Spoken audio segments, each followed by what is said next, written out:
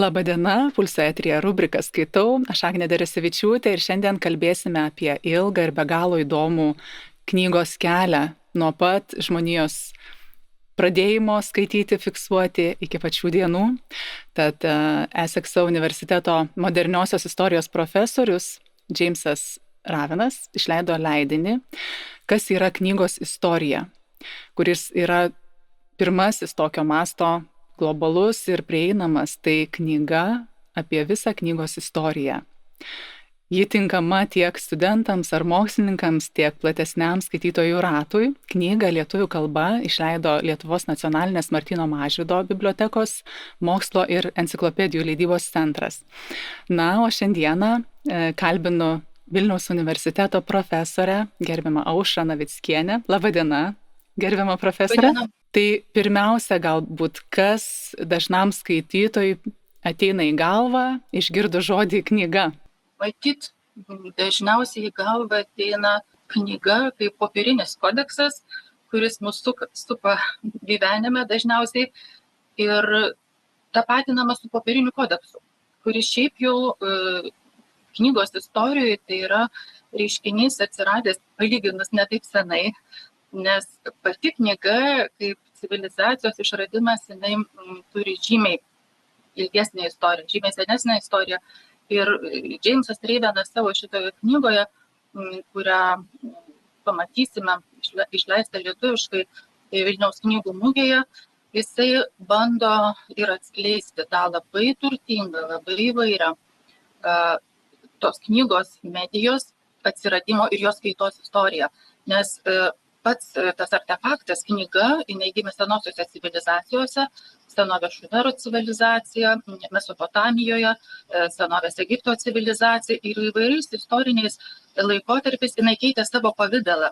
Tai išorinį materialų pavidalą ir tai, ką mes šiandien vadinam knyga, tai yra ir Šumerų, ir molinė lentelis išraižyta dantiraščiu, ir papiruso, pergamento rytinis ir papiruso rytinis ir, vėžlio kiautai išrašyti senovės kinų rašmenimis ir lygiai taip pat net ir iš šiandienos pasaulį dairantis, tai ne tik spausdintas kodeksas, tai lygiai taip pat knyga ekrane. Jamesas Ravenas, Kas yra knygos istorija, leidinys, tai išsamus ir toks eruditiškas, vizualiai įspūdingas leidinys apie knygos istoriją.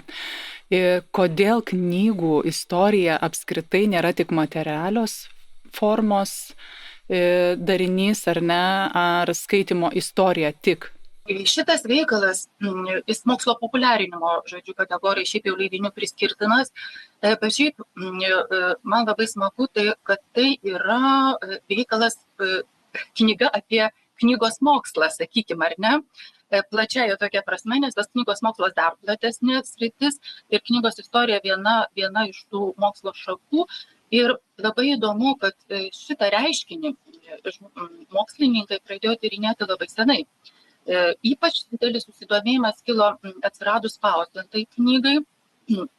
Ir mes jau turime ir 16, ir 17, ir 18 amžių mokslinių tekstų, kuriuose bandoma analizuoti, tai kaip ta knyga atsirado, kaip jinai keitėsi, kas yra ta spauda, kas ją išrado, kokia ta spaustuvų istorija. Nes tai yra iš tiesų Gutenbergo revoliucija vadinama ta epocha, kai atsiranda spausdinta knyga. Ir dėmesys mokslininkų šitai medijai, jos istorijai tikrai turi labai gilias tradicijas. Ravenas savo veikale jisai sustoja prie pastarųjų 3 gal dešimtmečių. Jis yra tarptautinio pažinimo sulaukęs mokslininkas, tyrėjas, jo ryšiai be galo platus, apima įvairius žemynus. Ir žinoma, tam talkina ir šiandienos tokios realios kaip tarptautiniai mokslininkų tinklai, kurie vienija visų kontinentų tyrėjus. Ir jisai puikiai išmano tą pasaulio tyrimų kontekstą, ypač anglų kalba paremtus leidinius. O žinot, čia anglų kalba yra mūsų lingva franca, daug tekstų atsiranda anglų kalba, visi stengiasi svarbiausius savo tyrimų duomenis skelbti anglų kalba. Tai va, Ravenas analizuoja viso pasaulio, jis taip bent jau tokių ambicijų turi apimti viso pasaulio tyrinėtojus ir svarbiausius jų darbus toje srityje, kuri apibrėžiama kaip knygos istorija. Ir čia, žinot, tų tyrėjų gausa ir ratas, tų mokslo disciplinų, kurias jie atstovauja, yra labai platus ir tai yra be galo įdomu. Ir tie įvairūs požiūriai į šitą objektą ir atskleidžia tą tokią sudėtingą, įvairialypę ir labai įdomią knygos istoriją, nes ta istorija tai yra ne tik apie pačią knygą, apie jos materialią kažkokią formą, bet ir apie vairius reiškinius, ir apie cenzūrą, ir apie leidyklas, ir apie bibliotekas, ir apie skaitytoją. Ir va 6 knygos skyriuose, kurios dabar jau prabyla, kuri prabyla lietuviškai, čia mes matom tą tyrimų plėtotę, pradedant nuo, matyt, 1982 metais, tokiu pačiu pavadinimu, kaip ir knygos pavadinimas išėjusio straipsnio, tai yra Roberto Dardono tekstas "Kas yra knygos istorija". Ir čia dabar pastaraisiais dešimtmečiais yra toks kanoninis klausimas. Garsiausiai tyrinėtojai visi bando atsakyti ir teorinių, išdėstyti savo mintis apie tai, kaip jie supranta šitą tyrimų erdvę. Ir lygiai taip pat aptarti ir svarbiausius kažkokius tyrinėjimus, kryptis, kuriomis galėtų plėtotis šita disciplina. Ir Reivenas irgi eina šito keliu. Tai pamatyti visą tą tyrimų erdvę tikrai yra be galo įdomu ir aš manau, kad tai bus įdomu ne tik tokiem pradedantiem skaitytojams, kurie galbūt čia ieškos apskritai to grožio, tos knygos medijos istoriniuose kažkokiuose perioduose, bet lygiai taip pat ir kurie domisi mokslo istorija, ne tik tai mokslininkams, bet ir visuomeniai, nes irgi tai rodo, atskleidžia labai įdomų pasaulį. Tai jūs, kaip ir minėjote, tikrai labai plačiai įvairiais rakursais surankiota ta knyga apie knygos istoriją. Tekste nagrinėjama knygos ir sąvokos kaita ir atskleidžiant ją kaip tokia istoriškai kintantį materialų ir kultūrinį objektą nuo seniausių tekstų, kaip ir jūs minėjote, ant akmens, kaulo, papiruso iki skaitmeninių laikmenų. Ir taip pat aptarėme ir rašymo medžiagų, formų, technologijų raidą. Ir šiaip koks esminis lūžis knygos istorija paspartino labai taip greitai jos prieinamumą, supaprastino ir greitesnę tą sklaidą. Nes kai sudėtingas yra pats knygos gimimas ar ne, ant uolų, ant akmenų, procesas ilgas, jos prieinamumas yra toks pakankamai ribotas. Taip pat informacija, kurią nori ten atskleisti, taip pat turi būti labai glaustai, labai kuo mažiau ženklų. O kada nuriedėjo ta gniūžtė geroji nuo kalno, kada jau tikrai sparčiai, greitai ir pasklido knygos.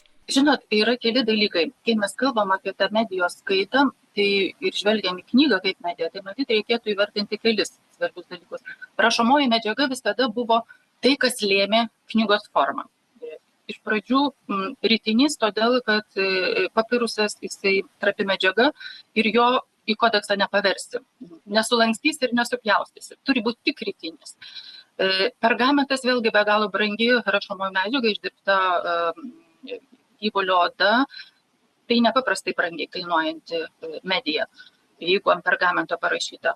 Popierius. Popierius buvo nuostabus išradimas, rašomoji medžiaga išrasta Kinijoje ir su popieriaus tas sklaida atsiradimu, žinoma, tas kodeksas tikrai atpigo. Nors iš pradžių irgi ne iš karto jis tapo kodeksu ir ritiniai buvo naudojami, bet popierių labai greitai buvo pradėta lankstyti, nors ne į kodeksą pavirto knyga, jinai buvo ir peteliškės formos ir kitaip bandoma tie lakštai jungti, bet kodeksas gana greitai atsirado. Ir žinoma, ta sklaida ir kodėl Gutenbergo revoliucija, kodėl revoliucija, nes spaudos išradimas, kas yra tas spaudos išradimas, tai yra tiesiog technologija, kuri paspartina tekstų gamybą. Labai paspartina tekstų gamybą. Ir ypač tuo atveju, jeigu yra vartojama abėcėlinės raštas. Nes kodėl? Kiekvienas spaudmuo, tai jisai yra tam tikro rašto ženklo veidrodinis atspaudas.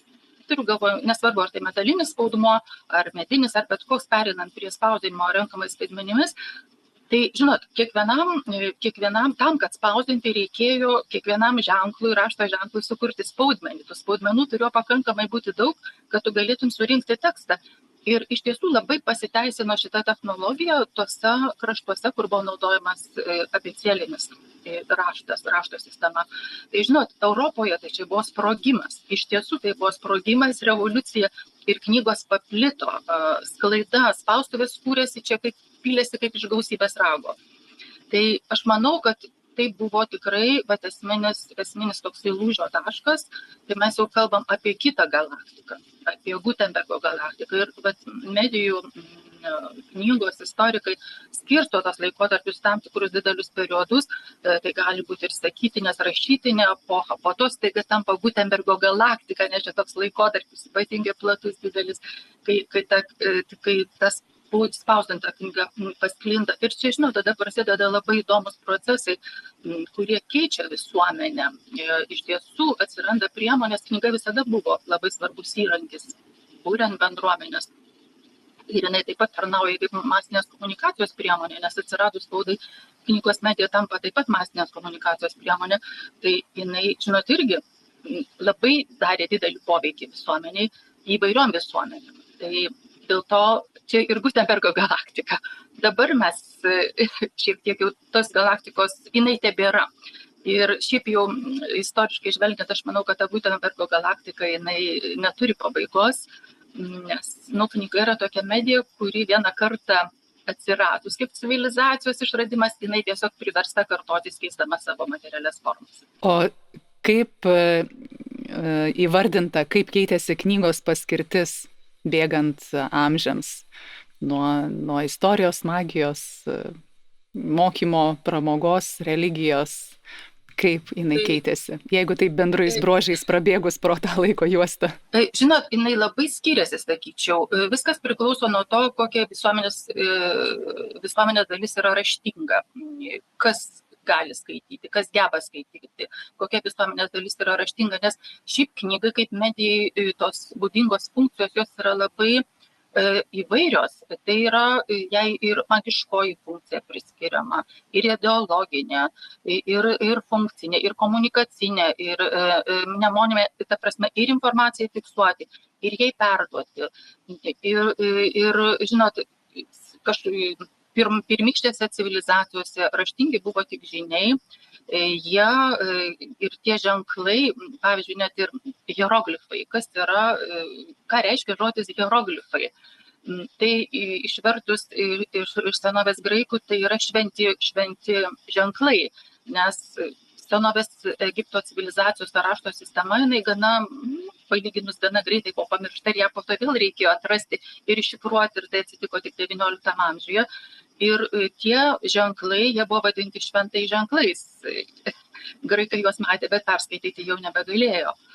Tai, žodžiu, rašto funkcijos yra įvairios ir knyga lygiai taip pat jinai perteikia, fiksuoja ir perteikia tais grafiniais ženklais tą įvairią tekstinę informaciją. Tai ir jos funkcijos tampa labai skirtingose visuomenėse, įvairiais istoriniais laikotarpiais.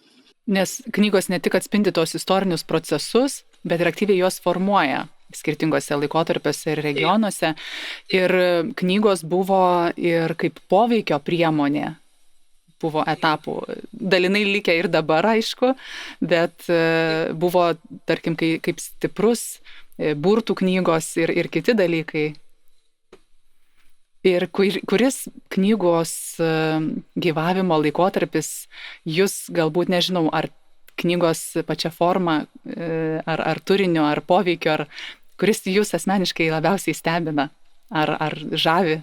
Šiaip kaip susiduri su knygos istorija, gal pirmą kartą, tai visada žvilgsnis krypsta į tas senąsias civilizacijas, nes tu tiesiog nustembi tą įvairovę, tą išmonę tų civilizacijų, kaip jos kūrė ten ir bandė perteikti tuos tekstus ir informaciją, ir kaip ją fiksuoti, nes kas pirmieji saugojo šiaip jau informaciją atmintį senosiose neraštingose civilizacijos, tai buvo tokie taip vadinami išskirtiniai visuomenės nariai atminties saugotojai. Jiem buvo pavesta viską užfiksuoti, atsiminti ir perduoti kartai iš kartos į kartą. Po to atsirado ta priemonė, medija, knyga ar ne. Bet man asmeniškai iš tiesų labai įdomus yra tas atgimimo laikotarpis, renesanso laikotarpis, spaudos išradimo laikotarpis. Nors aš pati asmeniškai domiuosi tuo gal tautų atgimimo epochą, XIX amžiumi, kai, tarkim, lietuviška knyga, jinai tikrai jau tapo modernaus leidybos verslo apraiška.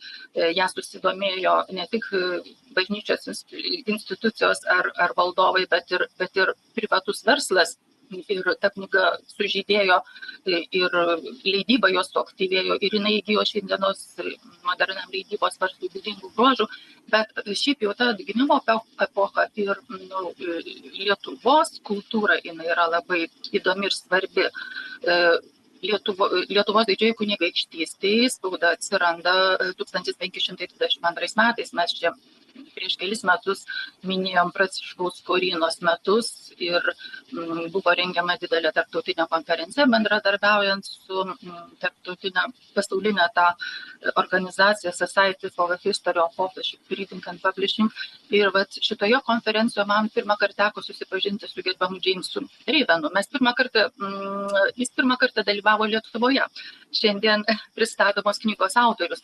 Ir jis tada čia pas mus dalyvavo ir jis perskaitė labai įdomų pranešimą apie būtent tas pirmasis knygas lygindamas Lietuvoje, Pranciškus Koryną su kitais Europos spaudos pradininkais. Buvo be galo įdomios įžvalgos. Nes, taip, atgimimo epocha čia yra tas laikotarpis renesansas ir jo visos tos kultūros rezultatas ir yra ta Gutenbergo revoliucija ir spaudos atsiradimas. Tai spauda tampa ta masinė medija, atsitinka labai įvairūs reiškiniai. Po to gimsta ir cenzūra, labai įdomus reiškinys. Dar vėliau ir autorių teisės, ir profesionaliai leidyba, ir autoriaus profesija atsiranda. Ta prasme, tokie reiškiniai, kurie iki tol jie tiesiog jų nėra, nes sąlygos visuomeniai nesukuria galimybės jam atsirasti. O vėliau kartu su renesanso epocha ir spauda visi šitie dalykai plėtojasi. Ir man asmeniškai tai yra labai įdomu. Nes taip padeda suprasti šiandienos reiškinius ir šiandienos ir modernios leidybos reiškinius. Leidinėje pabrėžiama, kad skaitmeninė revoliucija iš esmės keičia tradicinį knygos apibrėžimą ir jos suvokimą šiuolaikinėje kultūroje. Ir planšetiniai kompiuteriai ypatingai slinkties funkciją transformavo knygos savoką iš esmės, padarė ją tokią interaktyvę ir globaliai prieinamą. Ir tikrai ir šiandieną iškyla diskusijų, išliks knyga spausdintinė, tas fizinis jos kūnas, jeigu taip galima išsireikšti, ar visgi viskas kelsis ir liks jau tik tai kompiuteriuose. Žinot, Žaros leidykla dabar nepamenu, bet aš turiu pasidėjus tą knygą, tiesiog pati savo prisimindama Žaros leidykla dar kelintais šiais metais knygų mugėje taip pat pristatė, jau senai. Dar 2011 metais lietuvių kalba paskelbė puikų veikalą. Tai yra iš prancūzų kalbos, mūsų gerbiama kolegė profesorė Elena Macevičiūtė su broliu Aidu Macevičiumi išvertė iš prancūzų kalbos Žano Klodo Karjero ir Umberto Eko. Pokalbių knygą, kuri vadinasi Nesitikėkite atsikratyti knygų. Ir tas teiginys viską pasako. Iš tiesų, mes negalime tikėtis atsikratyti knygų. Nes aš visiškai pritariu ir tai akivaizdu, žvelgiant į tą 500 metų šitos medijos istoriją, kad knygų atsikratyti nėra jokių galimybių, nes šita medija gyvuoja, jinai tik tai keičia savo tą pavidalą ir tai, kas dabar yra skaitmeninė knyga ir Jamesas Ravenas čia be jokių didelių dvejonių, jis kalba kaip tik tai apie vieną tą materialią kitokią kažkokią knygos pavidalą ir tik tiek. Tai vis vien yra knyga, o ne kažkas tai kitas. Tai žodžiu, tikrai mes nesitikėkime jų atsikratyti, jos tikrai gyvuos ir aš manau, po kelių tūkstančių metų mes taip pat sėkmingai kalbėsim apie tą kažkokią medijų ekosistemą, kurioje taip pat sėkmingai gyvuos knyga. Tai grįžtant dar prie Jeeveso Raven leidinio, kuo jis skiriasi nuo tų tradicinių, chronologiškai ribotų knygos istorijos studijų jūsų akimis? Žinot, tų knygos istorijų kaip mokslo studijų, ypač populiariam skaitytojui skirtų, nesakyčiau, kad yra labai daug. Mokslininkai, gal žinot, dažniau skelbia straipsnius, kuriuose išdėsto savo teorinės nuostatas apie tai, kas yra knygos istorija, kokia jos aprėptis, ką jinai tyria, arba aptaria tai kažkokios veikalų pratarmėse, ta prasme istoriografija, dėliodami, kaip tie tyrimai plėtojosi. Ravenas, kaip ir kiti jo kolegos ir, pavyzdžiui, kita profesorė dirbanti Jungtinių Amerikos valstijų universitetuose Leslie Hobson, jie yra čia ta tokia grupė žmonių, kuriem pavyko pastaraisiais dešimtmečiais paskelbti monografinio pobūdžio veikalus, būtent apie knygos istoriją kaip savarankišką mokslą, kaip tyrimų kryptį, nurodant, bandant šiek tiek atspindėti ir tą istoriją, nors tikrai jie neina labai giliai, nes, kaip sakiau, ta istorija siekia kelis šimtmečius, apsiribodama kažkokiu tai laikotarpiu, dažniausiai dabartiniu to laikotarpiu, ir tiesiog parodyti ir aprėpti mokslo, ir tendencijas, kur link eina, kaip keičiasi, kokios tolesnės galimos tų tyrimų kryptis, nes, tie tyrimai parašytos jau knygos rodo tas naujas kryptis ir tai yra labai įdomu. Ir man dar kas labai atrodo svarbu ir įdomu, kad ir vieno ir kito autoriaus knygos ir jos pasirodė panašių laikotarpių. Šiaip jau jie yra ir bendraautoriai buvę, kartu paskelbė ne vieną monografiją. Jos yra paskelbtos toje keliose tokiuose populiarių leidyklų, populiarių leidinių serijose. Ar ten, sakykime, Oxford Illustrated History, ar čia, what is, ten, nežinau, History of the Book, what is the History. Šitą knygą, kurią Ravenas publikavo, aš net galėčiau parodyti jos originalų viršelį, jeigu matosi puikiai, ačiū. Jo, tai jinai išėjo Kembridže, tokio garsaus istoriko Peterio Berko įkurtoje leidykloje Polity Press ir kaip serijos sukurtos What is, populiarios serijos knyga. Tai jinai, aišku, turėjo daug visokių apribojimų, ten apimtis negalėjo būti didesnė, ten ir taip toliau ir panašiai, bet labai svarbu, kad knygos istorikai dabar iš tiesų skelbia, tiesiog investuoja laiką populiarindami šitą mokslo sritį, nes tai yra dalykai, apie kuriuos visuomenė ne visada tiek daug žino ir taip išsamei ir tikrai netaip gerai žino ir tą ankstesnių laikotarpių istoriją ir labai dažnai tų artefaktų kai kurių nesieja su knygos medija. Jiem tai tarsi kažkokie visai kiti reiškiniai, kurie nesisieja su knyga. Apskritai, Jeevesas Ravenas išskiria knygos istoriją kaip atskirą mokslo sritį. Taip. Čia įdomu, apima be galo daug savyje sričių. Ir paskutinis klausimas, gerbiama profesorė, kadangi rubriką skaitau, tai labai norėčiau jūsų paklausti, kągi skaitote jūs, kas ant stalelio, arba bent jau paminėkite žanrus, nes tikime, kad mokslinė literatūra jūsų bet kokiu atveju prioritetas, darbo dalykai, bet jūsų širdžiai miela, kokie žanrai, kokios knygos, kokie autoriai. Taip, aš esu šiaip jau skaitytoja, mėgstu skaityti, skaitau. Akivaizdu už jūsų nugaros. Žinot, už mano nugaros tai tik tai mokslinė čia literatūra, čia toks darbo mano kampas, kur sudėtos būtent tokios knygos, bet aš skaitau ir grožinę literatūrą. Ir laisvalaikio aš labai mėgstu detektyvų skaityti, tai tiesiog man padeda užmigti ramiai. Bet tai ta literatūra yra įvairi, o dabar šiuo metu tai aš esu apsidailiausi knygom, kurias pristatinėsiu Vilniaus knygų mugėje. Ir labai jomis džiaugiuosi. Džiaugiuosi ir šitą Jameso Raveno knygą. Džiaugiuosi ir nuostabių katalogų, kurį išleido čia jungtinės pajėgos parengė, bet yra parodos katalogas apie nepažintą senųjų knygų pasaulį, apie Lietuvos didžiosios kunigaikštystės didikų bibliotekas. Tiesiog puikia knyga.